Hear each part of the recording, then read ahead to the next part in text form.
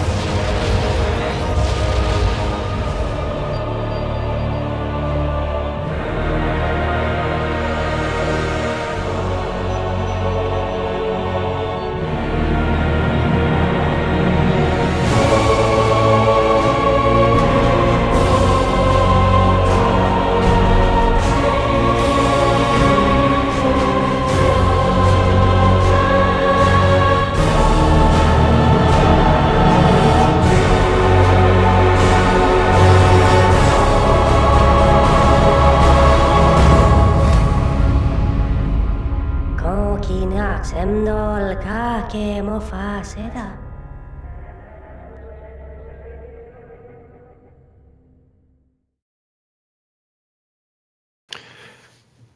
Hi, welcome to Talking in Stations, an EVE Online podcast recorded live on stream. I'm your host, Matterall, and with me today is Carneros from The Bastion. How's it going, Carneros? Good morning. It's great. Nice to be on Sundays. I like your Santa hat. It's very festive. Thank you. All right, so today we're going to do the 2017 most influential EVE series, and that is the most influential player, the most influential alliance, and the most influential corporation. We threw corporation in there because we had to fill the gap between player and alliance. But these are not necessarily the most influential in the game, which means the most powerful or the biggest bullies or the, whatever. It is the most influential to EVE and meta EVE, which is to say that you can do things in the game, exert your influence in the game, but also set an example for people who don't even play this game or don't even know how it's played. And those are the criteria that we were looking at this time when we decided to do a show like this.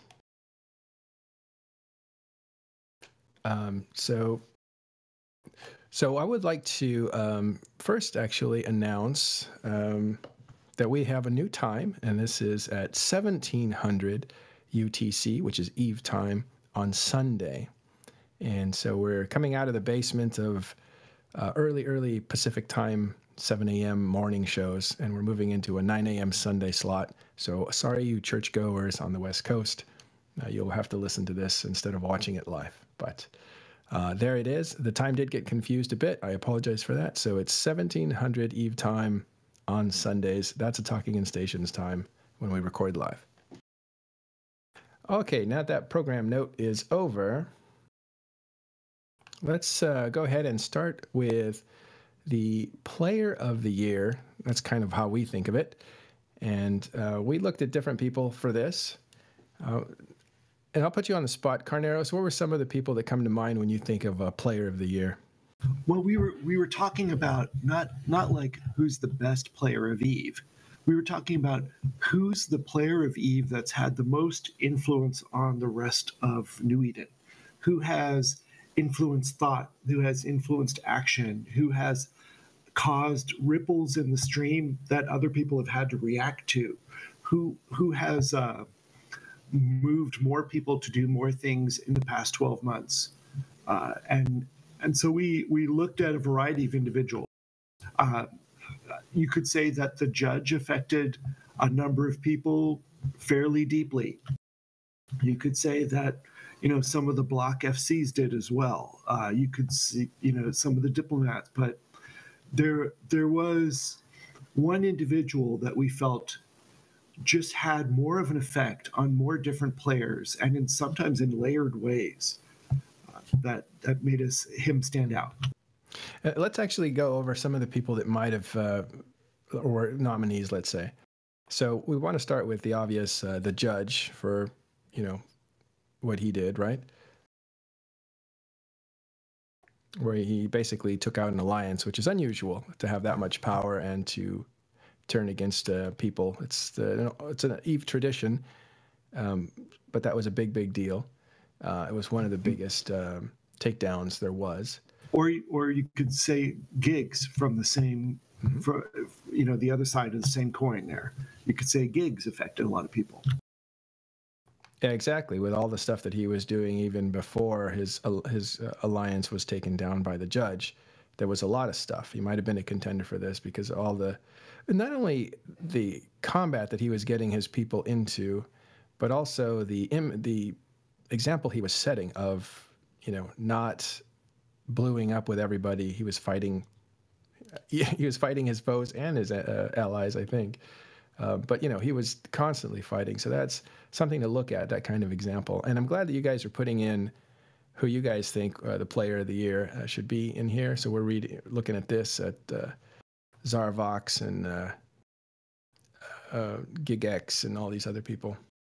Another player of the year clearly has to be the guys at the head of these big organizations that kind of run outlaw space in big coalition blocks. And so you have to look at Mittani as a possible player of the year for the leadership he provides for a big group and the management that he provides.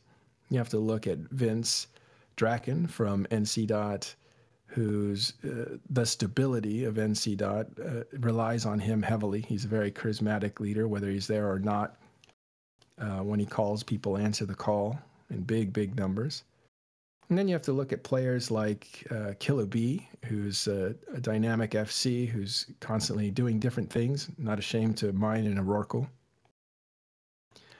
And the list goes on. I even look at people like Jintan, who's been on the show several times, and how much he offers the community with his little reviews, whether they're 100% accurate or not, I don't know, but at least he does them, and they're pretty good. They get people up to speed. They get a lot of views. They get, by now tens of thousands combined. Yep. Anyone else you can think of that might fit this that we're not thinking of?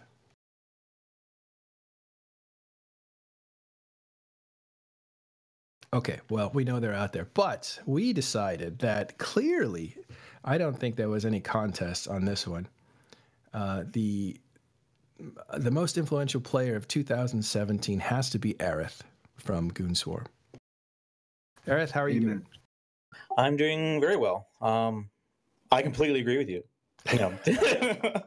But I do think it takes more than one thing at this day and age in Eve. The meta is so complex and so fast-paced that it can't be one event. It's got to be several events, like, the economic manipulation of goo and salvage and, flipping judge and all the wins on the CSM that people may or may not, hear about. Now it's to the point where you've got to be involved in an event in the first quarter of the year, maybe in the third quarter of the year, because it just takes that level of play to kind of add up to be something that impacts that much of Eve. It's very easy to impact a small part of Eve these days, but to impact the PvP meta or the diplomatic meta, the economic meta, all at the same time, that's fun. And I hope more people get into that level of the game, because that's the real Eve, and it doesn't take much time. So if you want to, get involved in a gameplay that doesn't involve grinding out your Plex every month for your subs, try the meta, man. Nothing's more addictive. Right. So let's actually break this down. We have about 5 different categories, and this is the thing about you. You play across the empire building part of the game, not necessarily the FCing or jousting, as you call it, which I think is actually a way of putting it down, but I think it's funny. But there's like 5 or 6 different facets to the contributions you've made to EVE Online this year. And the first one we'll talk about is the CSM. So you were probably the highest vote getter. Of course, you have a voting ballot that you give out to thousands and thousands, tens of thousands of members. Just a few. So that is not necessarily a ringing endorsement of you directly, but it shows that you can organize a political bloc at the very least and get those votes in there So you come into CSM as the highest vote getter. What goes on when you first entered CSM? This was 2 years ago, but what happened this year? I think this year was the year of like finding the stride with CCP. So the first year is just you kind of feeling each other out. Like, are they playing fairly? Are we playing fairly? Do they listen to what we're saying? Is the CSM responding in a way that's very professional, with ideas that aren't just, hey, go fix X feature, but hey, here's a problem type thing. So there's a feedback loop that has to start moving. And that really hit its stride, I think, end of the last term, but really the beginning of this one. So this year has been about, hey, get these gameplay areas resolved as best you can, CCP. Hey, here's some exploits you may want to take a look at, and if we don't get the response we want, maybe we then go exploit that so you fix it type thing. And here's some areas of concern, and here's the best feedback we can give on these gameplay features you're introducing. So it's a real wide range of kind of give and take from CCP. Yeah. It wasn't lost on us that when we read the minutes, your name kept coming up with some of the more important parts of feedback. There was other people that were chiming in, of course, but like the heavy topics, you seem to be the guy that was taking it on. Is that what it feels like inside that room to you?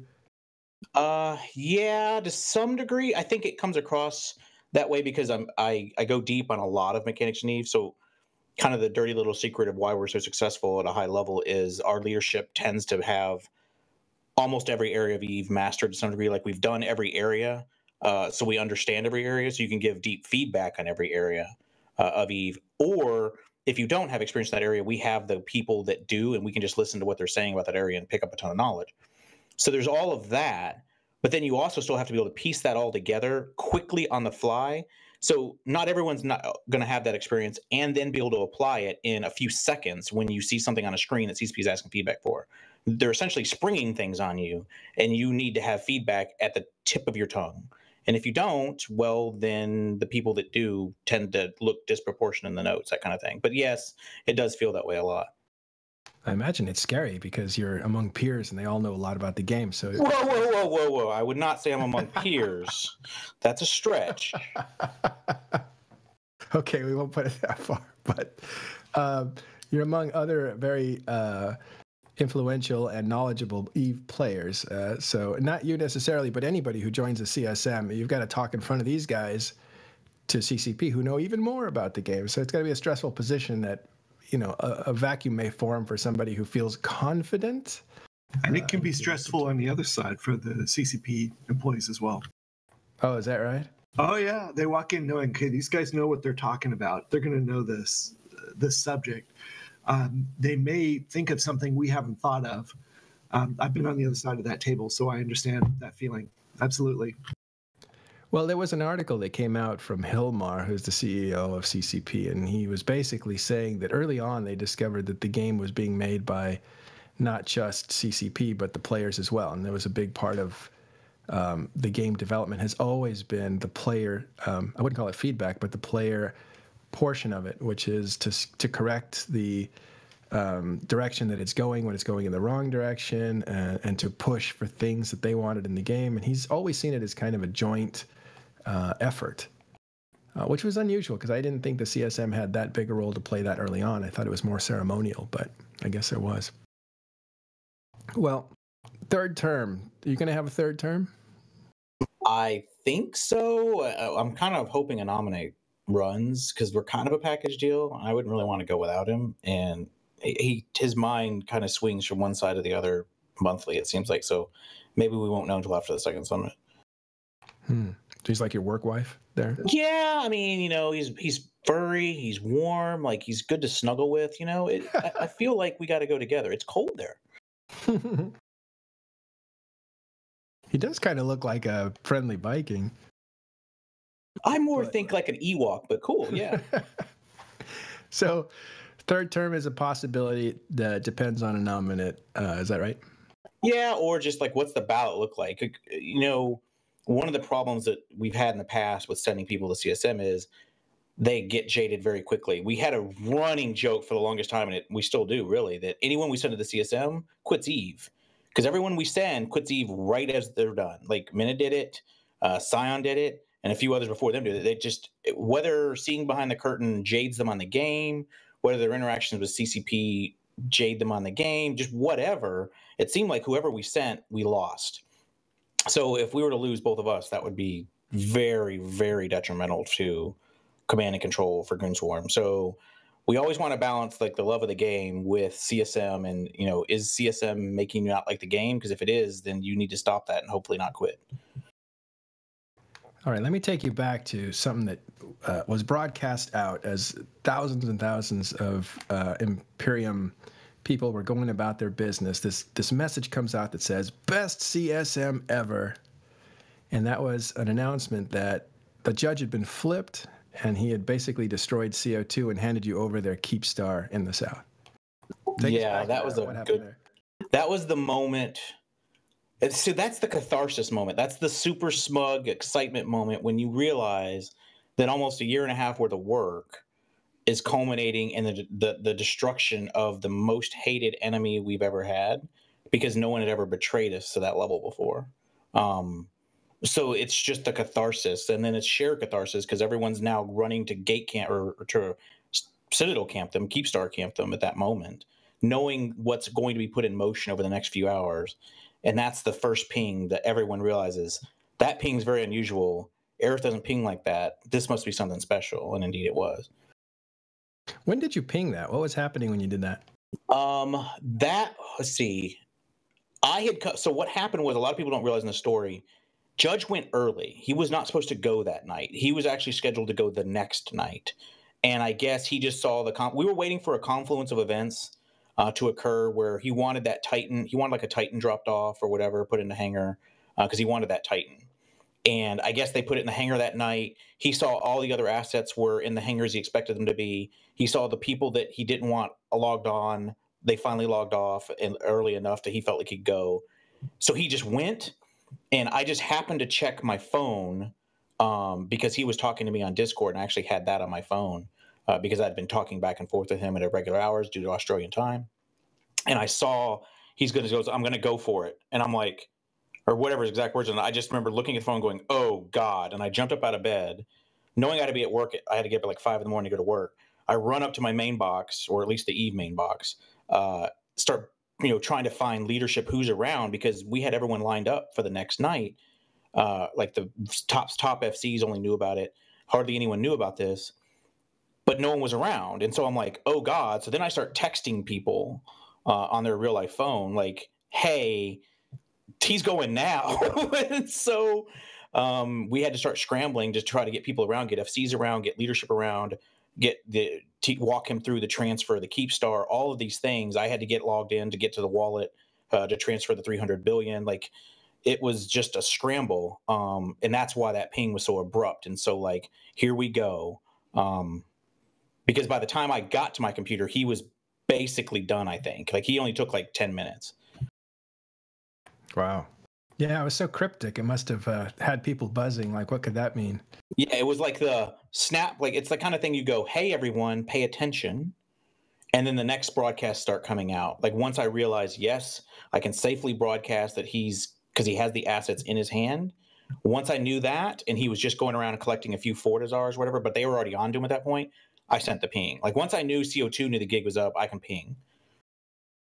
The next morning, we're at work, and somewhere between sort of 11 in the morning and lunchtime, people start walking up to my desk going, did you hear what happened? I go, yes. What do you think of all this? And I'd be like, come here. And I'd bring them around to my side of the desk to see my screen. And on one of my monitors, I'm camping the undock in a hick. And I'm showing them all the bubbles and explaining it. And I just got that going while I'm at work making someone else's games. It's very funny. Well, we had to like double down on Eve for that. So we had the press lined up, ready to go. Not for that day, obviously. We didn't mean for it to go until the next day. But we got the press on it right away so we could get some news stories out really quickly because we knew this would be a huge event, not only for Eve and us as players, but for Eve as a game and a brand to the rest of the world.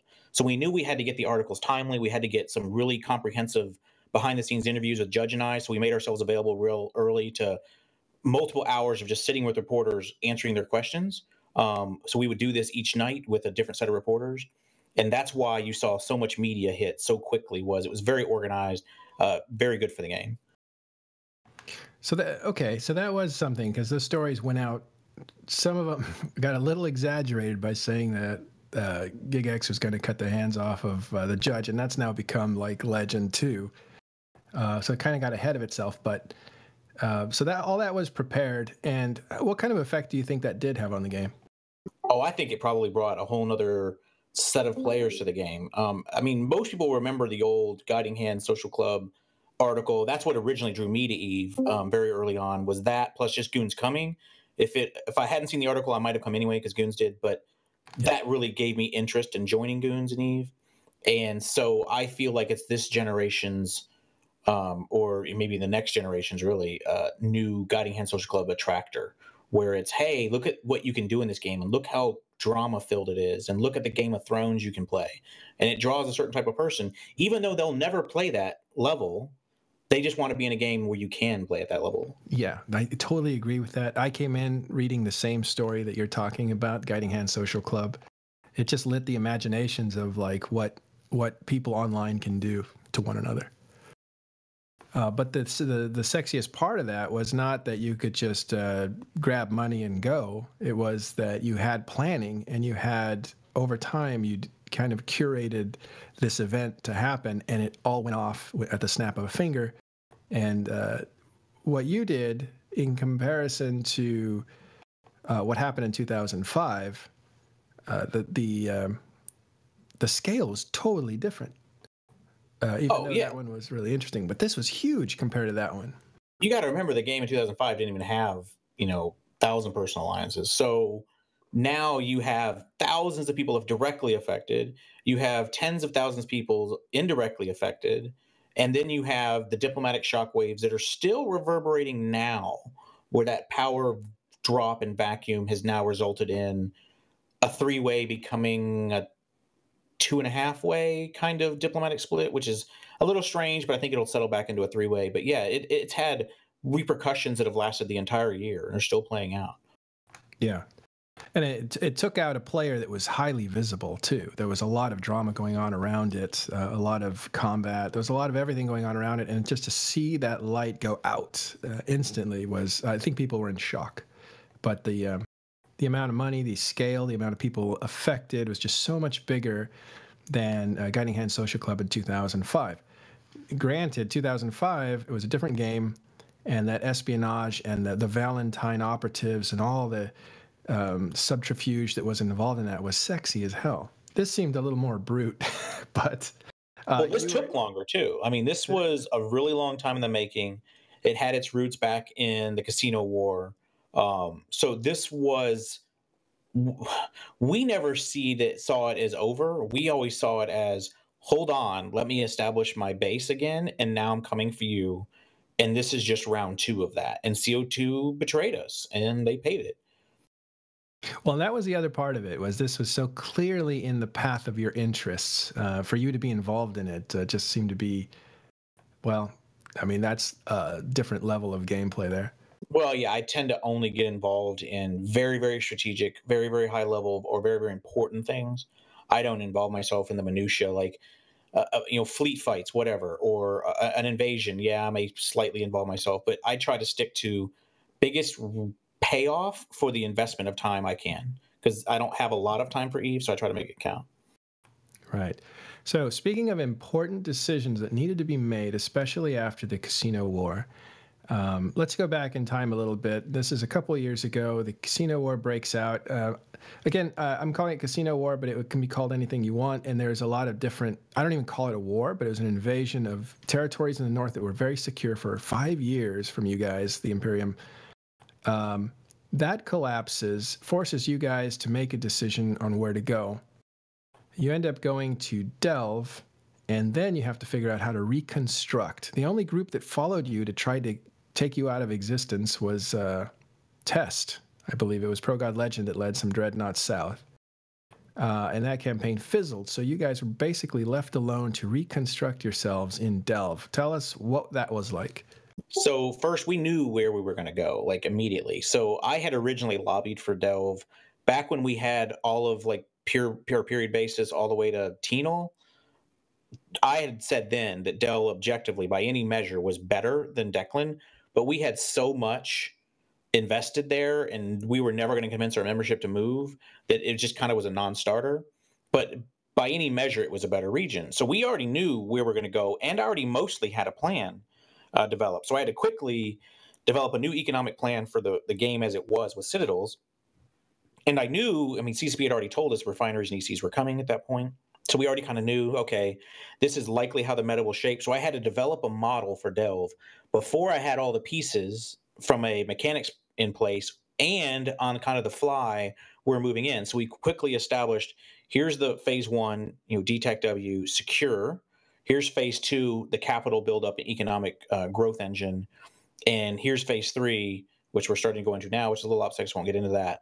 But our whole economic model was my plan as well. And that's what a lot of people don't know about, is I did that plan for Delve, and it's worked out beautifully. And if you didn't get us in the first 6 months, you were never going to get us. And no one got us in the first 6 months. So you guys, in other words, once you got going, you had enough redundancy of structures to keep going without really being contested. Or yeah, and more importantly, everyone knew this nerf was coming for Moongoo. So everyone knew you only had about another year of Moongoo at that point as the primary finance mechanism of nullsec, blocks. So we were prepared for that already, because we had, this economic model was an adaptation of what I had done for DEC. We knew we were going to have income that was not Moongoo. And even before the fall of DEC, we were down to 25% or so of our income was Moongoo. So as soon as we got to Delve, we worked on reducing that percentage even lower. It got to about 22% when Moongoo got taken out, as we know it. But now it would be ridiculous. It wouldn't even be. It would be like single digits of our income now, even if we still had it, because we've worked very quickly and hard to adapt to a model where it's distributed, it's not centralized except maybe the market. You don't have a lot of assets at risk in any one place. It's going to take tens of thousands of man hours to try to grind, even if we just walked away. And we wouldn't. And we've built the largest Super and Titan fleet Eve's ever seen. And even if everyone balled up against us, I'm not sure they could counter that. So the downside is you can't really leave Mordor. That's all true. We project like shit. We always have. But now with the new economic meta, projecting has a very large cost that you have to be willing to accept. Just imagine throwing away like $1 trillion a month on SRP to start with, before SRP, if you move. Like, that's kind of how the meta is shaping out, which is unfortunate. Regarding your plan, Aerith, I just wanted to say thank you. Yeah, y'all got hooked. Like, everyone's doing really well in Delve, hilariously well. I'm sure CCP's gonna have to do something sooner or later. All right, but let's be realistic. You're one guy in your council. I wouldn't say your council, because Matani hates that word. But how did it play out that you and the financial team have to make a case for the Delve and how to structure it? Like, how's that work? So we always kind of do like the bridge planning and the bridge network planning, but essentially it's anything finance or economics is the finance box, right? So there's about 3 of us. There's myself, there's Corns, there's Weasler. I think at the time Weasler had like a big court case or something going on, so he was mostly unavailable. During the war itself, I was mostly unavailable because of my professional life exploded with work. So neither of us were really around during the casino war itself. I came back around the time, I guess we'd already made the decision to leave Saranin, I think it was, and they were trying to figure out a route south because we knew Delve was like kind of the backup plan. And so I was the first Titan to Delve. I ran down the chain solo, like Leroy Jenkins style, like giving no fucks. Doing a Pony Express. I had multiple characters as a pilot at the Titan. So I just like, you know what? Screw this. I'm going to Delve. I think only Corns beat me in a Hell. So it was Hell, then the Titan. And so we made it first to Delve, and we're like, okay, how are we going to set Delve up? Where are we going to base? Where's the capital have to be? Where are the sub-capitals? Where does the market need to be? How's the PI layout? How does the bridge network lay out? You have to figure all that out real quick because GSOL's coming in and they do the heavy lifting when it comes to deploying structures. So you got to have a plan to go, hey, GSOL, this is what you drop. This is where you drop it. And so you're doing a lot of paperwork and spreadsheets for the first week while everyone else is moving down. So that was fun. Yeah, that's and there was some discussion about where you're right. And Tizzy here in the audience is the leader of GSOL, and it's I guess it can't be emphasized enough how much work he and those guys put into moving major structures and arranging things and stuff like that. That's kind of thankless work, but it's good that he gets recognition for that too. Yeah, it's like one thing to come up with a plan, it's another to put all that shit in space. That's the heavy lifting that GSOL does. Right. So how did you decide where to put your capital? Like, why was that? Because you guys have a huge market that has to basically go down and stay down. So how'd you decide that? There's a lot of variables. I've went into this before. It's usually location, number of gates, jump bridge range, capital umbrella range. Do I feel like there's enough raw materials in the immediate area to supply that capital? Do I feel like there's enough sec status in immediate range to supply a player base? Do I feel like it's defensible? Do I feel like I can adequately supply the logistics for that location? There's probably 20 variables you have to get right. You can't really get any of them wrong. They can be like a little inefficient for that area, but you kind of have to get all of that right for it to take off. And ours has taken off and no one else's has. And I have yet to see anyone, when I look around, have their capital in the right spot for where they are. I don't think anyone does that I've looked at. It's pretty disturbing. It's like they don't understand the mechanics or something. I don't know. But we're the only ones that have gotten it right. What goes into picking a capital, though? Or is it something you can talk about, or is it a secret? Yeah, like, I mean, it's all about economics. Like the capital is dictated purely by your economy. It is not dictated by PvP. And it seems like a lot of people are still basing their capital on some sort of defensive structure. Like the capital has to be the thing that can cover the entire region. It's like, no, that's not true. Your PvP stager, our DTAC-W, that keep star there is what we would use for defending Delve, not necessarily the capital. But people seem to be stuck in that old mindset. Hey, my capital needs to be my PvP stager. It's like, no, it doesn't. It really doesn't. But that's hard for people to separate in their head. But you got to have a lot of good TrueSec. You got to have a lot of raw materials to feed that capital. You got to have a lot of PI ability in the area. You got to have. I prefer not to go more than 1 mid away from low sec. I know that's not possible for a lot of regions of EVE, but every time you add a mid, you are adding economic drag. So you got to factor all that in. Right.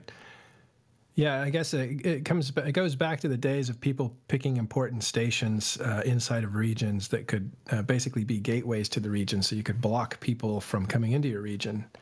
But that's old thinking. Now it's completely different, especially now that stations aren't that as important as they were before. You see, you can put basic stations anywhere you want now with the citadels, even small ones. You tend to, you're incented to drop keep stars everywhere you think you might need one, which is essentially what we did. So that's why we got like 13 or 14 keep stars. I don't even know how many we have anymore, but we got a lot of keep stars, and that's where they're all in strategic locations. Right. So, okay, another part of the Delve, well, I guess did somebody call it a Delve miracle? I don't know. It seems very Christmassy, so we'll just say Delve miracle. Was the fact that you guys put up a market that now competes pretty much with the biggest markets in the game.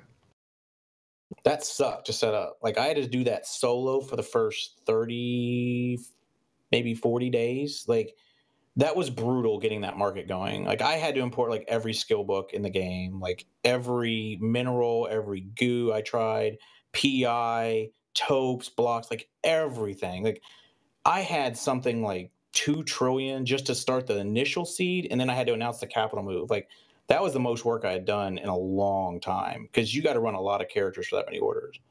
And we did move the market, because at first we put it in a Fortizar, and then we moved it from the Fortizar to the Keep Star once we dropped the first Keep Star. Yeah, I started it right out on the Keep in 1DQ, and that I got to the point I got accused of corruption by some like market guy who felt like because 1DQ was cheaper than DTAC-W that I was abusing our position. He not realizing we were about to announce a move. It was kind of funny. I like the idea of somebody accusing you of corruption, because That is funny. even if you were corrupt, like, I'm not sure people would discover it. But yeah, so you have a market, you have a healthy ecosystem, it's empire building, you're recovering from a war effort, you're now killing off your enemies because you have planned and plotted to knock off CO2, and here comes an opportunity to see FCON go away. Was that just luck from, from Triumvirate deciding they wanted to kill FCON too? I don't know. I can't really speak of how they made their decision, but from our perspective, from the moment FCON moved out of the north and lost the protection of somebody big, we always had felt their days were numbered. Like their decision-making system was flawed. They were broke. We knew what their finances were when they left Branch, and they were dead broke, basically. They had a few $100 billion at most. So they were in a very weak position to begin with, and it doesn't seem like their position got any stronger. So it was more interesting that they didn't get shot sooner and everyone absorbed their people. They seem to get a pass for a while, I guess, with because they made alliances really quickly. They formed up the Legacy Coalition, I think. Yeah, like just a bunch of Shitler alliances. I get it. I mean, they wanted to think they were the new Goon Swarm or something for their coalition, but yeah, FCON was never really strong to begin with. Right. So okay, and that's just the part that goes on with Goon Swarm. But as a player yourself, you actually put in a lot of work into the market, so that's where we can see your influence most directly. So tell us what your marker is in the markets. How can we find you? How can we see, oh, Aerith's been here, because we know that's him? I generally mark myself in markets, with the FOFO. So FOFO is 44444. Yeah, like, so imagine you got like marbles in your mouth, like FOFO. Yeah, it's like fours. So you'll see fours. When you see like a bunch of fours in the quantity and the price, like that's almost always me or another goon in the Cabal, possibly. And then like, I'm mostly manipulating Moongoo right now and Moongoo derivatives. So, our idea right now is we're not trying to necessarily cartel. I mean, someone said this yesterday, and cartelling reactions is sort of the right term, but we don't expect to cartel all reactions, but we are making it to where our people are generating more profit on their reactions than the average high stacker, with a null alt or just other null blocks can do, because we're telling them, okay, you can go buy over here safely because we're going to go manipulate this other part of the market. So don't make that. And then we'll flip that and say, okay, now go to the other part of the market and we'll manipulate this part. So our people benefit from knowing what's being manipulated, what to avoid. Also, when we manipulate it, the price goes way up on the output and then they can cash out. So by the time their reaction jobs are done, they make more money. So it's this really deep meta finance where you're taking care of your little herd of cows by making sure the meat prices are great when they get to the market. Right. And so you've got this whole plan. Like, how far are we into this market manipulation of Moongoo that's been, I guess, planned for a couple of years now? Yeah. Oh, yeah. I mean, we started investing over 3 years ago. We've probably been planning this stage for about a year. But some of it's ad hoc. Some of it's like on the fly, like, hey, this is reacting quicker. Like the R4s, R8s, and R64s, like the edges of the Moongoo market reacting much quicker than the R16s. Makes total sense in hindsight. But we didn't really see it playing out that way until like 60 days out. And then we realized, oh, shit, the low ends are going to dry up immediately. So we tried to stockpile those a little bit at the end. So we don't always get it perfect, but we get it perfect enough that it's kind of irrelevant. But now we're probably 2 months in, I think, to the real manipulation. You're probably looking at least another couple months. We have immense stockpiles that we need to churn at an alliance and personal level mini trillions. So we would definitely continue until at least we cash out. Yikes. And I like the way that you've explained this before on the show, is that you actually don't make money and then give it to your people. You tell them how to make money because you're financially backing their play. Essentially, yeah. So they have, if they go into a market and they're like, oh, they're worried about it, I can always spike any market I want at any given time. fairly easily, usually without even buying any sometimes. So I usually come in last. Like now, I used to go in first, but now tend on investments, I'll come in late. I'll let everyone else buy up at like whatever price, and then I'll just come in and holocaust the market, trying to buy up anything I can. And so I end up paying the worst price, and usually the newbies pay the best price, but I get the most volume. So I care about volume necessarily more than price. As long as it's a good price to make some margin, I need volume. Whereas the little guy, he wants the most margin he can get, and he doesn't have a lot of volume because he doesn't have a lot of ISK. And it works out well that way. So it's kind of like a central bank is the way we function now.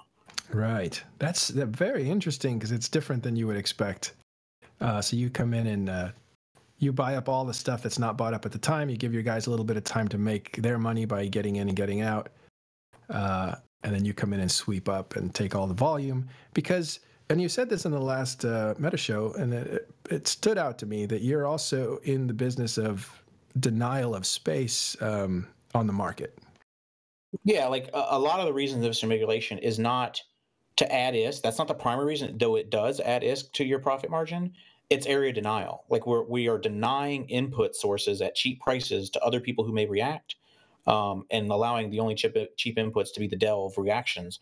So when I see something get thin on the market, I'll just blast that entire section of the market in JITA because it'll just screw everyone for couple weeks. Like when I blasted DIS, it still hasn't really fallen. I just blasted Prom.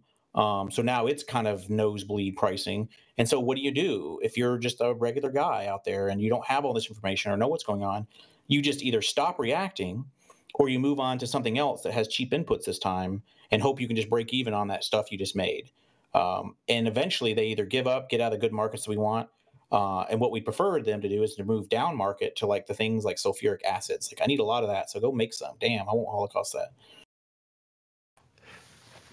Yeah, it's interesting stuff. I think when you think about, high sec ganking and pillaging and even robbing small corporations and stuff like that, when you start talking about market waves and moving into a market and controlling sectors by basically pricing everybody out, and being able to do that for months and months and months, it gets to, the scale comparison. It's like running a government versus running a mom and pop business. Well, sure. Your average producer is some guy, you'll probably maybe 10 billion or less. He's churning it. He's trying to make his big nest egg. Like he's what we call effort making. Like, so he is efforting that ISK. Like, whereas we try to come in with kind of brain power. So my thing is, if you can't make, between 20 and 40 hours a year at our level, and you can't make at least $1 trillion with that 20 to 40 hours, it probably isn't worth doing just from the time investment perspective that you have in Eve, because you can make that just speculating, like just passively throwing the money really sloppily into some market and sitting on it and letting it go up that is probably going to go up and then cashing out. Like you can make that with few hours a year. So you don't want to do anything that's really effort based unless you have a reason for it or an altruistic reason at our level, or you have a lot of things that are coming together. And in this example, we're doing reactions ourselves because it's a perfect storm. We get to help the common line member, we get to help the alliance, we get to screw over puppies, and we get to make ISK at the same time. It's the quadfecta of Eve, and you rarely get these. So yeah, we're gonna dogpile it a little bit. Are there any other corps or alliances out there, coalitions out there that are trying this hard to help their line members become wealthy? Oh no! And even if they wanted to try that hard, I don't think they have the finance teams yet. I don't know why, but for whatever reason, goons are the only ones with a real finance team, like a real economic kind of cabal. Without that, it's very hard to lead your people to the water if you don't have someone to lead them to the water. It also seems very long-term planning, and you don't really know who's going to be around in absolutely a year. So maybe yeah, it's a 1 year like any plan we even think of is a 1 year minimum in general. We don't deal on anything short term. That's when I was saying I don't deal with the point kind of battles or the flashes in the pan type meta. I tend to deal with a really long term strategic meta. It's more, I don't know, friendly to my family / career. Like I don't have to, it's not something I got to log in this Saturday at 8 a.m. It's, I need to think of this plan in over a month. It's not a big deal. Yeah. Which is interesting because that it's not as easy as wanting to do it. It's not even as easy as planning to do it. But is it? Do you have the history of having key players stay in the game long enough for it to actually happen? Has to be a consideration. Yeah, like I started in late 05. Mhm. I did not start like the big ISK making meta until 2010. So all my money was made 2010 and later. I think 10 billion. I started with 10 billion in 2010. And that is so 7 years, and I've made double-digit trillions, right? Well, that stopped scaling at some point. We're already to the point where we're in the largest markets in EVE, and it's really not holding us very well. 2, it takes a ton of experience to be able to do it. 3, you kind of have to have more than one person, because there's many times where I'll come up with something, and then like Corns will find a flaw. He'll be like, no. What about this thing? I'm like, oh yeah, that's probably not going to work. Or Weasler will. He'll be like, yeah, there's a math problem here. So it's not just the coming up with ideas. Like that's often very easy. It's the shooting holes in my ideas. So if you don't have more than one person that can even understand the idea, like the grand meta economic wise, if you don't even have anyone that can bounce that off of, you're going to make a lot more mistakes than we would otherwise make. So that's why it's a critical mass thing. And I've tried to make this article before, like on the new site. Critical mass of command and control is probably the number one issue facing blocks right now. Yeah. There is an entire show to be had talking about this high-level strategy, empire building, and actually winning EVE to some degree. But we're here to celebrate you as the player of the year and showing how many different, I'll call it tentacles, because, some of us are fans of Hentai I'm porn. not a fan. But Man, stilettos and tentacle porn? Come on, man. Exactly right. You got issues. Wow. But just how many branches are reaching into different parts of the game that you were a part of? Diplomacy, wealth building, empire building, planning, and all the big stuff that happens in EVE. I think it's clear that Aerith is the player of the year. But I'm sure you didn't do it alone. I have one last question. I have one last question for you. How do you destroy goons now? You can only destroy goons, and I've said this before. We have to die from the inside. You can't kill us externally. Yeah, that's actually what I think too. It's almost like if you've seen the movie Platoon, you can't kill Barnes. Only Barnes can kill Barnes. That's how I feel about the Imperium these days, because it wasn't attacked early on, or at least slowed down, because there's so much redundancy built into your defenses now and stuff. It'll be a long culling process if it happens. Well, it's getting worse. Like, every week we're dropping like dozens or hundreds more. I mean, come on. Refineries, we got to drop thousands of them. So a year from now, it's going to be like thousands more. It's How much do you make a month? I'm not going to tell you that, but it's a lot. Is it over $1 trillion? Oh yeah, come on, man. Is it over $1 trillion a week? I'm not going to tell you for finances, but come on, man, that's insulting. It's over $1 trillion. All right, well, you're not on record saying it, but we assume it's more. What's not on record about this? This is on the record. No, but he didn't say what the number was. So yeah, but I was insulted by the trillion. Come on. Yeah. Wait, he's on record being insulted by a low number. All right. Okay, so that wraps up the player of the year, and we're going to move on to, I was going to do corporation of the year. We'll save that for the end. Next, we're going to move on to our second guest, and that is the alliance of the year. This year, it was actually a tie, and we had selected, but before we talk about who we selected, why don't you guys put in who the alliance of the year is, or alliances of the year? And we want to talk about, Carneros, who do you think are some of the alliances of this year? Well, alliances that created waves and made ripples in the pond that everyone else had to bounce around from. Let's think about that for a second. Triumvirate has to be one of them. They went off and made stuff happen with a relatively small number of people compared to the people they attacked. You got to tip their hat to that. Um, no, I would not think FCON and CO2 horrendous. Dear Lord. Yeah.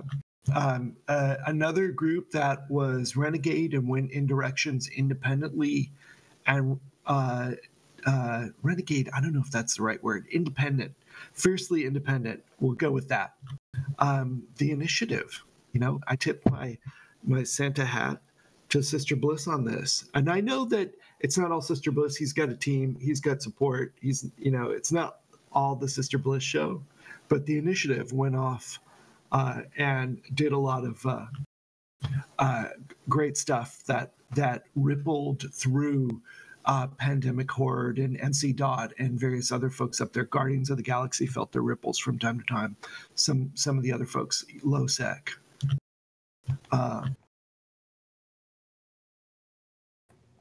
Snuffbox surprised a few people by joining the dark side. They didn't seem like the type that would move to Mordor. Mordor. Well, it's... And they didn't. No, you're exactly right. And those are the alliances of 2017, in our opinion, for the show's opinion, and that is the Initiative, for one. And we have Sister Bliss here, and also Triumvirate. And we'll talk about Triumvirate in a minute, but first I want to say hi to Sister Bliss, who's joined us today. Hey guys, thank you very much. Congratulations. You guys are one of the more dynamic and, should we just say, sexy alliances in Amen. Sexy as hell. Well, thanks a lot, guys. I mean, and also congrats to Tri as well for sharing the award. I got to be honest, I wasn't really, I don't think we were expecting this award this year. I think 2016 felt much more of our year, with multiple great campaigns we had, and this year has been a little bit more of consolidation and setting a foundation for the future. But it feels like it's just still great to win it. So can't say no. So thanks a lot for that. And Sure. we had some good highlights this year. We tangled with your guys a little bit in Matterall, had some good fights and some nice little ganks here and there. And we brought back the Raven. Big props to Pando and the Snatch team, and all the FC guys. Soraya, Dark, everybody else, and pretty much everyone behind the scenes who's been creating content and trying to keep stuff fresh out there. So no, thank you very much. I think everyone very much appreciates it. Yeah, it's this is the first time we're doing an awards show for the year 2017, so it can extend back to 2016, or at least the last 18 months where you guys had campaigns that you were doing. But let's talk about the stuff that you did do. You guys were able to pretty much go head to head with NC Dot, and it wasn't that NC Dot could roll over you. It was a pretty stiff fight. Sometimes you guys actually bested NC, and this is a much bigger alliance than you guys are. I mean, we had, that was all. We had a couple of different rounds against NC, against you guys, coming in around the Syndicate Theatre, and a lot of, I don't know if we had that many great fights, but we definitely were. Right, you were able to catch some Titans and kill them. Oh yeah, so we had. I mean, so this is also shout out to our friends in Snuff as well. We managed to do the old NC Dot move up celebration, which is something we haven't done for a couple of years. So it was great to relive that, and then we also took out another Titan on another occasion. So I think there was about 5 Titans down. So it's always great when you are fortuitous enough to get that kind of opportunity and dunk a bunch of Titans and get out relatively unscathed. So that was a ton of fun. Right. I mean, it was a serious thing from NC anyway, not to screw up because you guys were around. And that speaks highly of you guys. But also, speaking of screw-ups, I think it was a screw-up. MC lost a Keepstar to you when they accidentally decommissioned it and got it blown up because you guys were ready to actually attack it when they made that kind of a mistake. So you guys took out a Keepstar. That was, I think we kept eyes on that thing for a long time, and we never really assumed we were going to get it. It was, we just expected that timer to be messed around with, many, many times, and then for it to be scooped when no one was around. But just fortuitously, someone was just speeding through FD and saw it, unanchored and raised the alarm, and we managed to get in there, and we couldn't scoop it in time ourselves, but we managed to jump in some Leroy Dreads and blap the Sharon that was scooping it. I think as you guys were actually coming in to help MC, so Right. that was a great moment, at least in persistence. Just keep at it and hope for the best. In addition to those, though, people forget about the performance of the initiative in this year's Alliance tournament.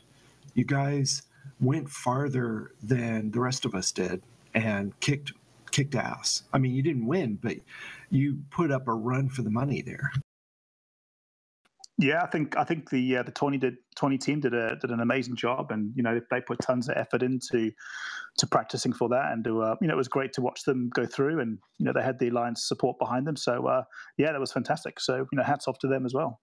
People forget how hard it is to take some of your best guys, put them on an Alliance tournament team, practice hardcore for a long time, soak up all their brain power in how are we going to win this thing, and then still go and affect the rest of New Eden with content and fleets and activities.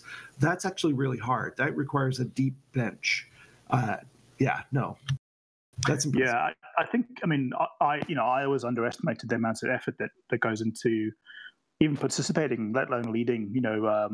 A tournament team. So hats off to everyone and all the teams who enter, because the amount of effort and time that all the teams put in, across all alliances, is just incredible. So it's you really have to line yourself up, get the time, and be dedicated to it, because it's a ton of work. Now, it's unfair to kind of like put you all this stuff on you and saying all the things that you did and stuff like that, because it's always a team effort when it comes to alliances, and you have a core group of people. Do you want to tell us like who some of your supporters are inside of the initiative? Yeah, I'll run through some of the names, and some of the names you'll be familiar with. So, in terms of the sort of senior Euro FC teams, the likes of Darkshine, Soraya, Pando, Pando of Snatch fame. We've got a bunch of other guys who sit, just literally in the shadows behind them, and hardly ever get some of the recognition. But there's a bunch of other dudes who are constantly putting work in to support the team. And that that team's always kind of growing. We have a very open sort of policy that says anyone can come and FC and support and help out and so on. So there's a bunch of other guys people probably you don't hear so much about, like Bongalonga, Faults, Calpepe, Mr. Diggs, Q, just a bunch of dudes really, which are always there helping out in the background. And there's new people joining all the time, and we always try and give people the opportunity. Just say, look, just go out and have some fun, go create some content, and the team's here to support you. So I probably could list another half dozen to dozen names of people that are in the background working and doing stuff. So I hope I probably missed a bunch of people out actually. So I'm not going to list 20 people, but there's always a ton of great people always working away and doing stuff. So so we understand that the initiative has a lot of good people. It's not just the effort of one person, but you definitely are the charismatic leader of initiative, and you have been since the beginning. Am I wrong about that?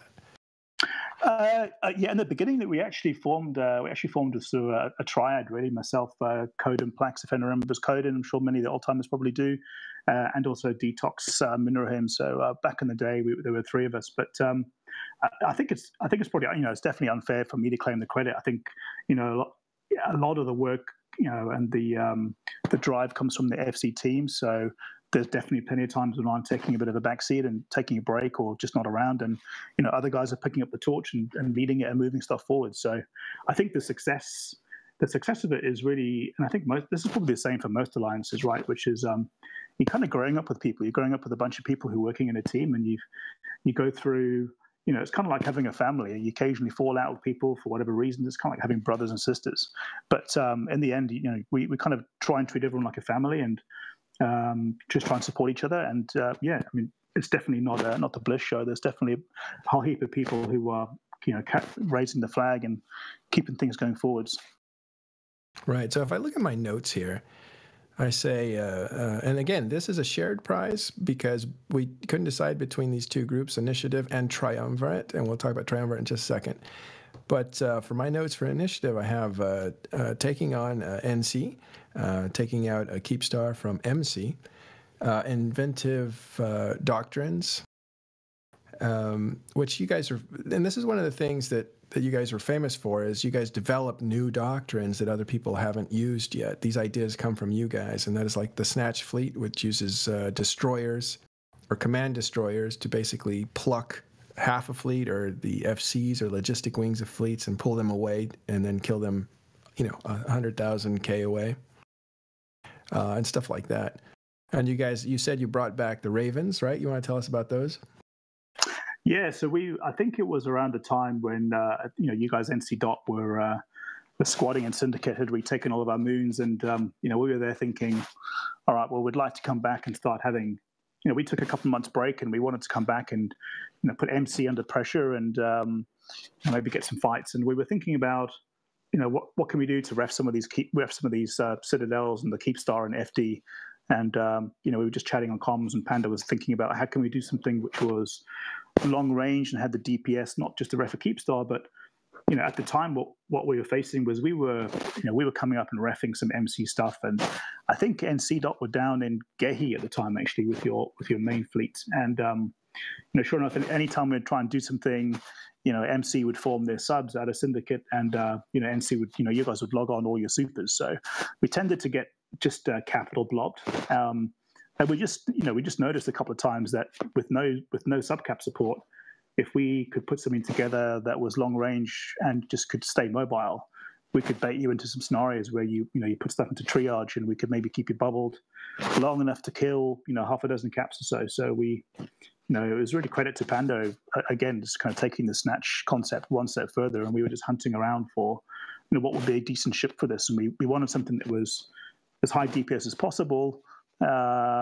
That could do that kind of role. So it's kind of like a tactical fleet. It doesn't do that great when you're fighting other subcaps. You've got more EHP and what have you. But that's how it was born, and we managed to get a couple of early successes. I think we bubbled some of your caps, and we killed quite a few of them actually, quite a few caps on a number of occasions, and just took the idea from there really. And I think we then adjusted it slightly and used it to try and ref the Keepstar, and since then, it's been great seeing other people evolve that even further, and take that and try that with other types of fleet concepts. Trying it out. I think you guys did it have done it pretty successfully with Rocks as a subcap fleet, and even Napox. So yeah, that was great to see. Yeah, it took us from this side of it. It took us a while. We were caught by surprise, I believe, and it took us a while to. I wouldn't say too long, but to try things. I think we had a few things that didn't work, but we did end up starting to get into Rocks and other things. But yeah, the other thing that, and this is initiative gets. You haven't been that active this year. You've defended space, you've reconquered space that was taken away and stuff like that. But there's one thing that sets initiative apart in my mind, and that was you've been able to handle being allied or being a part of the Imperium without really having to be in the Imperium. So you've been given deference as a kind of a different status. Like you're one of the few alliances that are blue, I guess, to Imperium. What's your relationship with Imperium? I mean, it's definitely slightly different, but we definitely have a great relationship. I think, and I hope that's both ways. At least I believe it is. And I think I guess when we hooked up with Imperium, and I can't even remember how long it is now. Actually, I think when we first spoke to Matani and other guys in the Imperium, we very much wanted a different. We wanted to keep our way of operating, and and that is stay away from the mothership as much as possible, because we didn't want to lose our independence. And a lot of what ironically a lot of what people enjoyed was being almost in a constant sense of adversity, and that's where a lot of the ideation comes from. Looking back through the years, we've always tried to punch above our weight and do take things on, and it's honestly it's always been a very fine line between just getting away with it and burning people out. But we always wanted to be slightly different. And that kind of always meant putting ourselves way away from, allies and trying to do as much as we can by our own. Sure enough, there's always times where we have called in allies here and there, but we've always tried to be our own animal really, and try and do things slightly differently. And I think when we joined Imperium right from the outset, we wanted to carry on that pattern. And all the Imperium dudes were pretty cool and just said, look, just do what you guys do best, and you don't have to be like the same as everybody else, and just gave us that freedom to go and do stuff differently. And what I find interesting is that you've maintained your cultural independence from the Imperium, and your reputation is seen as your reputation, even though sometimes you fight alongside the Imperium. And I think that's what made it safe for Snuff to join the Imperium. And this is the biggest reason I think that you guys get the Alliance of the Year, is that you've kind of made it okay for a group like Snuff to be affiliated with Imperium by setting an example to and that you could be culturally different, but still work with the Imperium. Yeah, that's also occurred for some of the other Imperium members, like the Bastion. We have looked over at the initiative and said, we want to be more like those guys. They've got their shit together. Excuse me. They've got things that we aspire to have in our Bastion culture. So the Bastion at the moment and Get Off My Lawn together, we deployed over to Fountain at the moment just to practice a little bit and learn a little bit from the initiative and do some things separate from the mothership. We're very closely tied in with the mothership, but we need to also do things on our own.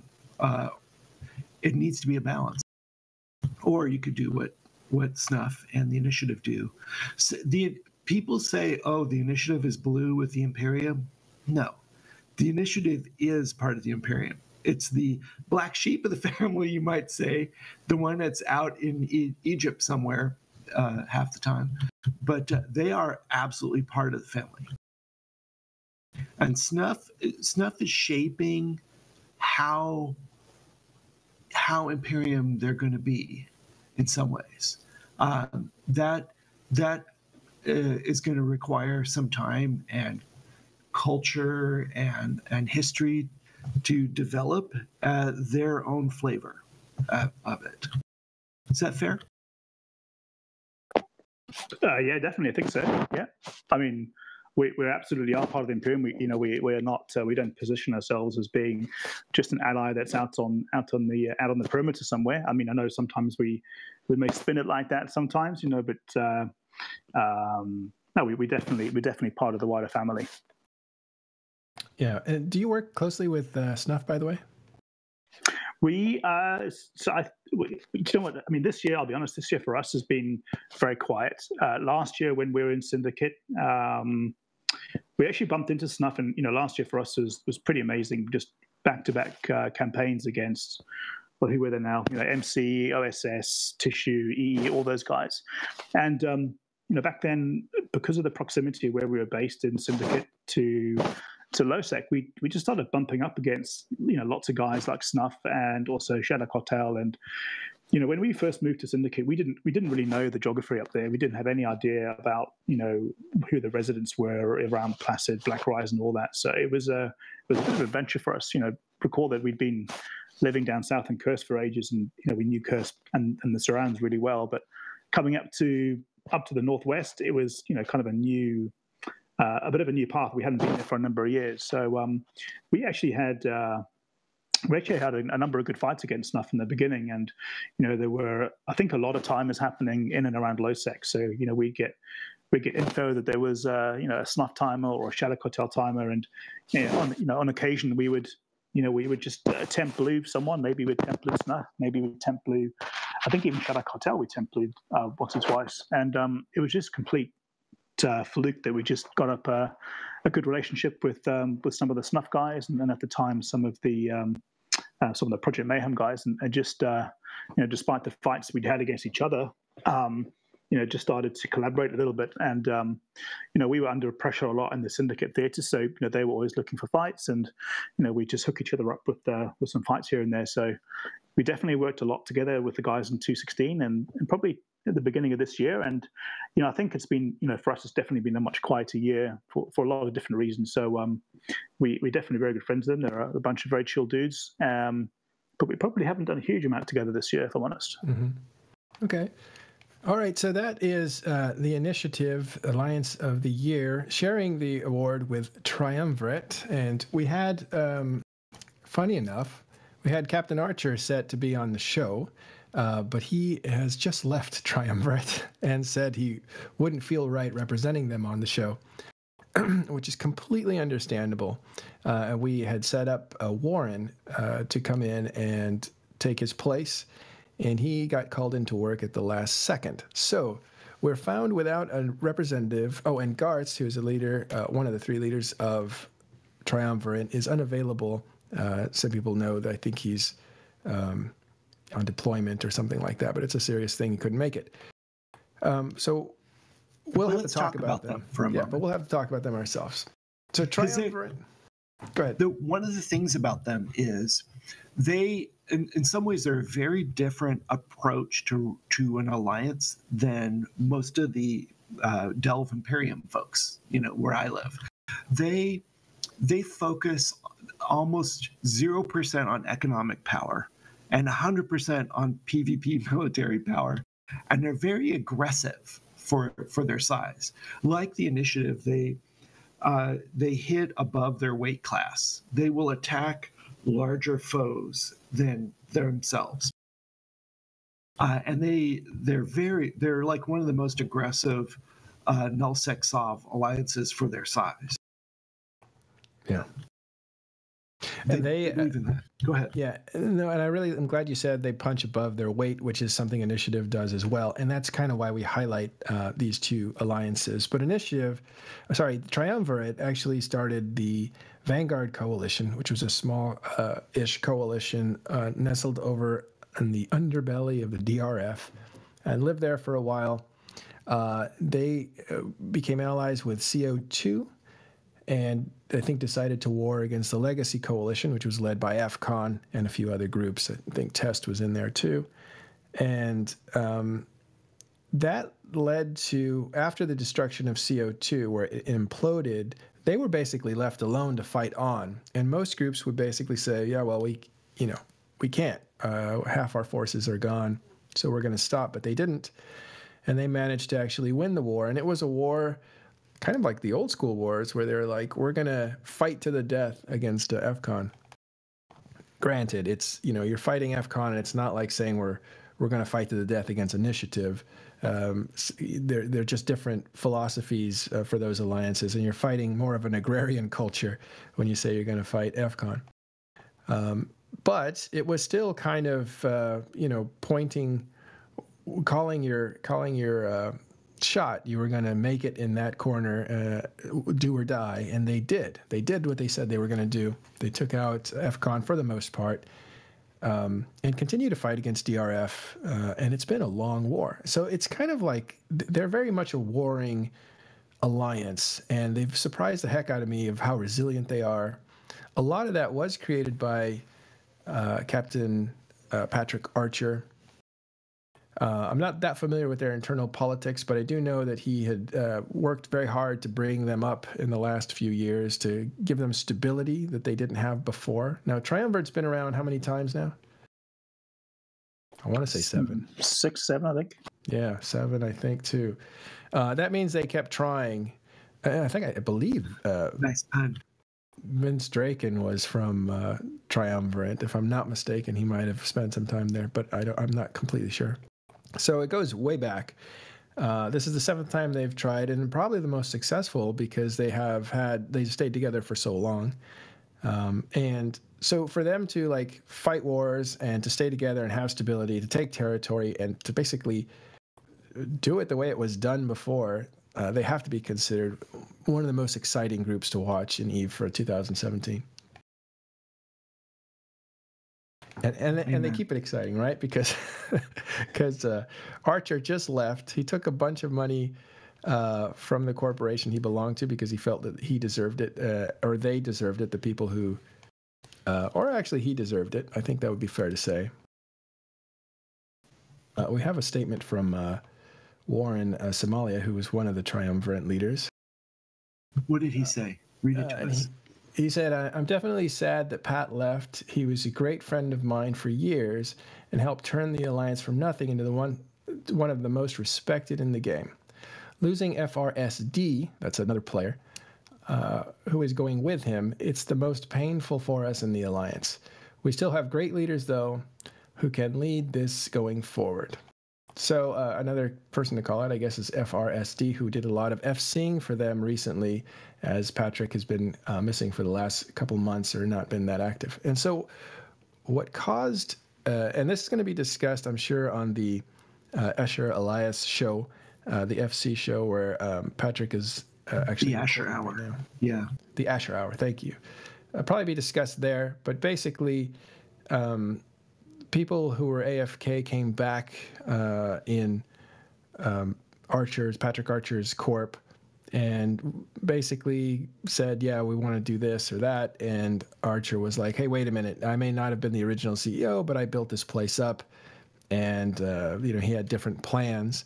There was a disagreement. The old CEOs barred him from certain permissions or whatever, so he quit the corp and was going to create a second corp inside of Triumvirate, but there was some political complication with Garce and Warren, and that's what caused him, Patrick Archer, to say, well, my corp has basically kicked me out because the old guard came back. I'm not getting good cooperation from the leadership of Triumvirate, probably insulted by that, and basically said, I'm going to Northern Coalition. So +1 for us. He brings some money with him, but he didn't sabotage Triumvirate on his way out. And instead he's bringing some people with him and inviting more people to leave his former corporation. So it was a corporate spat. Still, it doesn't. It's just a little more excitement in the last year for Triumvirate. So we wanted to say congratulations, Triumvirate, for winning that. They are still at war with XIX, and so we'll see how that turns out. All right. Thanks, Sister Bliss. We are going to do one more group, and that is we had a conversation about, we really wanted to do alliances, and then we said, well, we might as well do a player because it would be a good thing to do, and a corporation. The corporation is very difficult to do, as you can imagine. Corporations are either the entire alliance, like Brave, or Pandemic Horde, or any of these alliances. It's usually the most influential corporation is the alliance, or it is one corporation in an alliance that really only influences inside that alliance. So it's hard to say which one of these groups would be, the most influential for the game, since they really only influence their alliance.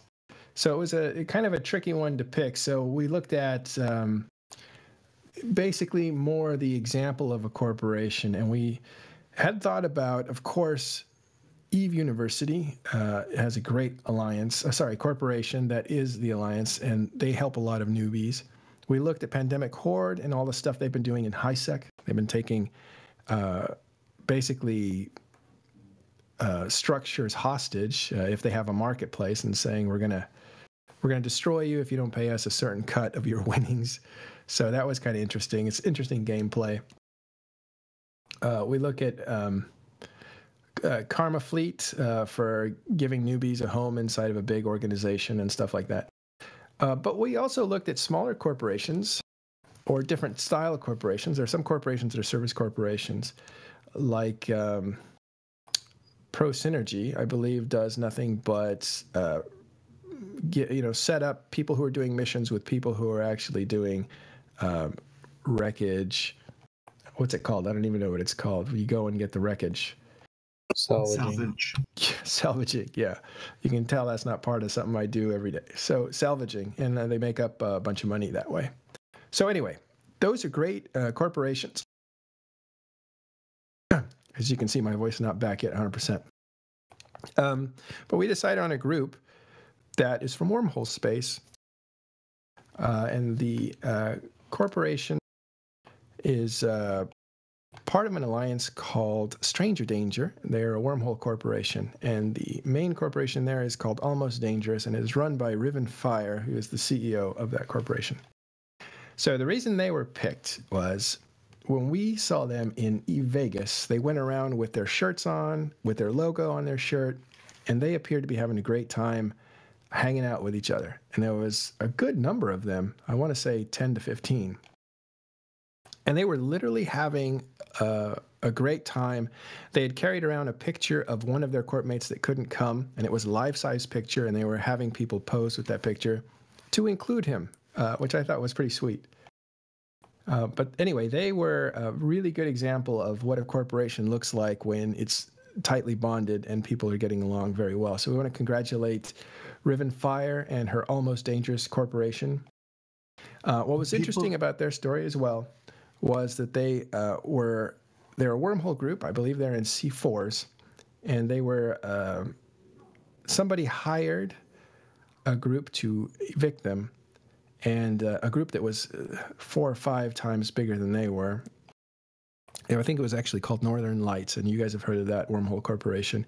But instead of getting evicted, people liked Stranger Danger enough to help them. So people came to their hole to help them resist this purge, and they did. So it talks about their diplomacy as well and how well they're liked inside of Wormhole space. So that is your corporation of the... And we had contacted them, and we will have a show with them. Unfortunately, they were not able to make this show, but we will have them on in the future to talk about this.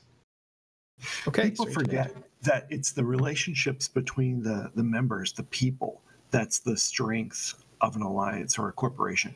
That's more important than your ability to project military force or make trillions of ISK. It's the people. Even better if you can go to Cancun and be on a yacht. All right, so those are the awards. We're going to go into game events real quick. We have 10 minutes. Let's talk about what's going on in EVE real quick. All you guys can speak up. First thing is, I guess Northern Coalition is going to have a meeting today, a State of Alliance, I guess. Test had their State of Alliance meeting. And they also are putting up a Keep Star in UTAC Q, which is catch. Do you think it'll make it up? We shall see. I think so. Right.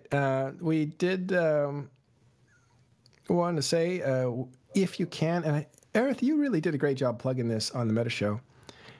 CCP Blaze was somebody that passed away, unfortunately, at a young age. He was a CCP developer, and they put out skins that you can buy in order to fundraise for the family, but also have some really cool in-game stuff.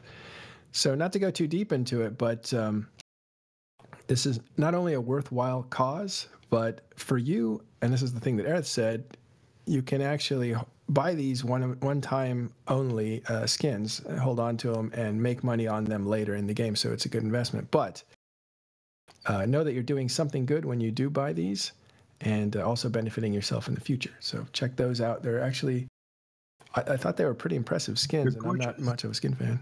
Yeah, I mean, they look gorgeous. They go on a lot of really popular ships, especially for us like Cerberuses and such.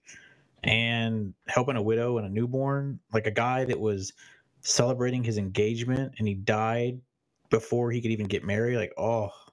So like it's a really good cause, and yeah, you'll make a lot of ISK. I mean, you'll have to hold them for a year or more, but you'll make a lot of money. You'll probably double, triple your money easy. Yeah. When does that when's that run out? Right. Is that this weekend, isn't it? Yeah, it's like 2 days, not even 2 days. I think it's less than 2 days now.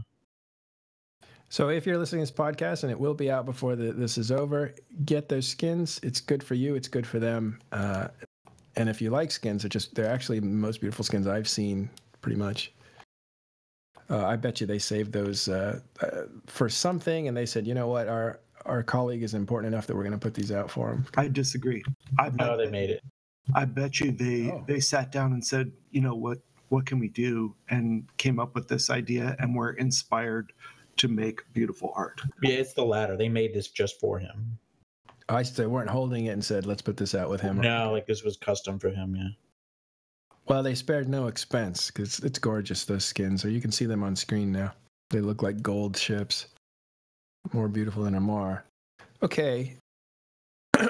Another thing we want to thank, not thank, but congratulate Pravi. They just killed a PL Revenant. Oh, that's humiliating. That's humiliating. Yeah. So Providence scores a win against Pandemic Legion, knocking off a Revenant. That guy better have dropped Corp. I don't know if he made it in time, but he did try to save it with a Wyvern or something, but he lost it. And the FC for that was Lord Mop, who is a long time Pravi guy. So congratulations on that kill. Last thing is we talked about the Patrick Archer thing. I don't know if there's any more to say about that. Will be interesting to see if Triumvirate actually can withstand not only losing him, but also losing some of their, assets and some of the players that went with him. So we'll see how that turns out. And finally, Reddit RMT. Now, this is very interesting. This will be the last piece of news, or actually the second to last piece of news. There was an article that went up on Reddit, right? And it said, hey, I've caught RMTers. Check these guys out. This is how they do it. Well, one of the comments caught my notice was, why does this feel like an ad for RMTing? And I asked our friend Noisy Gamer, and he confirmed that because of the pressure that Plex sales were putting on the RMT market, which is where you sell your own ISK for real money, that number for the sellers was going down, down, down, which meant it becomes basically not worth doing. So they needed to find a way to get their numbers up. Lo and behold, the numbers are tracking badly for them. They're going to make less money than they made last month by far. Out comes this article that basically says, dirty RMTers, this is how they do it. And lo and behold, their month starts going up, up, up as they start selling more because the demand goes up because now people know how to do it. So I thought that was pretty tricky.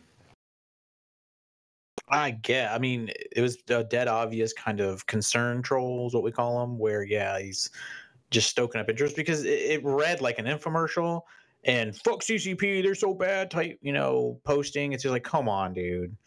Like, no one really believes all the facts in this article, and I don't believe he's like personally petitioned a bunch of them, like whatever. Probably he's personally petitioned his competition, that I believe. Yeah, and as you can see, Noisy Gamer says here in chat, they sold over 500 billion ISK that day. So I don't know. That it seems very disingenuous, but it's funny how that works because, again, this is EVE where a lot of things can be very deceptive.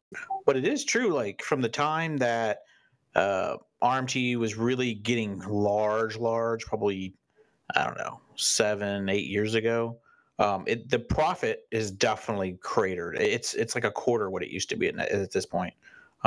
So I totally would understand if they were under price pressure. Like, there's a lot of other games where it's more time efficient. Like, it seems like a lot of the RMTers that were around EVE are now often doing it in other games because the return's better.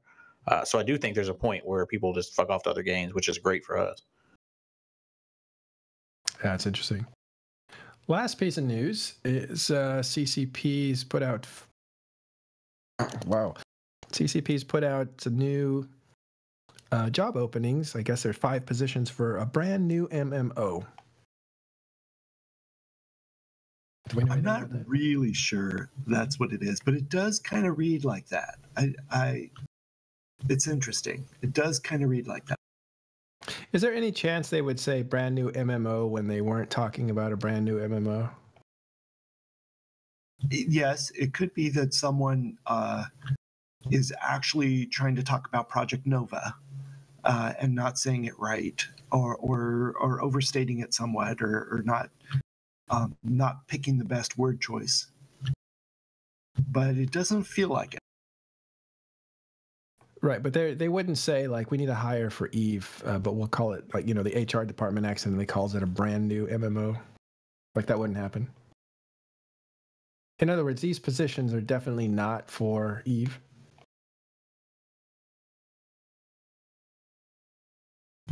Well, let me see. Hang on. Do we have it up on screen yet? Where was that announced?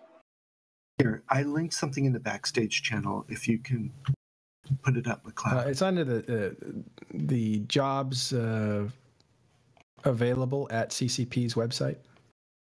This is an art director position I just linked, and it says CCP is currently building a team in London to lead development on a new and highly ambitious MMORPG. It does sound like a new game. Yeah, well, they wouldn't make that mistake, right? I mean, yes, people do make mistakes. I'm going to disagree with you. People do make mistakes. All right. Well, it's a curious thing is all. It's not, I don't think it's a big deal. I just thought it was interesting. And Aerith is curiously quiet because he can't talk about it, of course. It's not necessarily something they've told us officially or anything, but I think what I do know is based on like private conversations, so I'm just going to consider it NDA. Yeah, probably a safe bet. Noisy Gamer says it wouldn't be Project Nova because that's being developed by Sumo Digital, so it may not be that. So who knows? Is CCP up to a new MMORPG? And what could they mean by that? Is it World of Darkness 2.0, as Roscoe71 says? We don't know. Okay. But that's it. Those are the awards for 2017 most influential. We don't have prizes that you guys would find valuable, so I didn't give out any prizes. For the corporation that won, I'm going to give them a Rorqual BPO. Sorry, not O, BPC, or 2 or 3. Wow, you big baller, you. Yeah. We do what we can, okay? It's a nonprofit show. But there's nothing I could give Aerith that he would appreciate. He'd just look down on me more than he already does. Well, if you waxed it, I could think of something. Yeah, so anyway, thanks very much, Aerith, for showing up. Always a great show when you're on. And I know. And Sister Bliss, thanks for showing up. Really appreciate it. Yeah, my pleasure, guys. Thanks very much, and have a great Christmas. Thank you, you too. By the way, where's your name come from? I was listening to the radio, and Faithless were playing, and I thought, you know what, I'll just use that temporarily to check this new game out. I picked the name of the DJ, and there you go, stuck. So simple. And one last thing. You made some art before. Are you actually an art director in real life? Because the art looked pretty polished. I am far from an art director. If I had the talent, I would love to be an artist, but sadly not. I'm very far from the art side, but I enjoy playing around. So that's just you, freelancing it? I just plagiarize and muck about on Photoshop. Well, I am an artist, and I will say that it's a lot of fun when you do it because every project's different. All right. Well, thanks very much. For those who don't know, I used to design movie posters and DVD packaging and all that kind of stuff. And it's interesting to be able to work in that industry because when you travel, you get to see your work follow you around. So I was in a small town in Germany looking through a window for a DVD store, and I could see some of the stuff I worked on. And it didn't actually bring me a lot of pleasure because it just reminds me of work when you're on vacation. But the actual work was a lot of fun.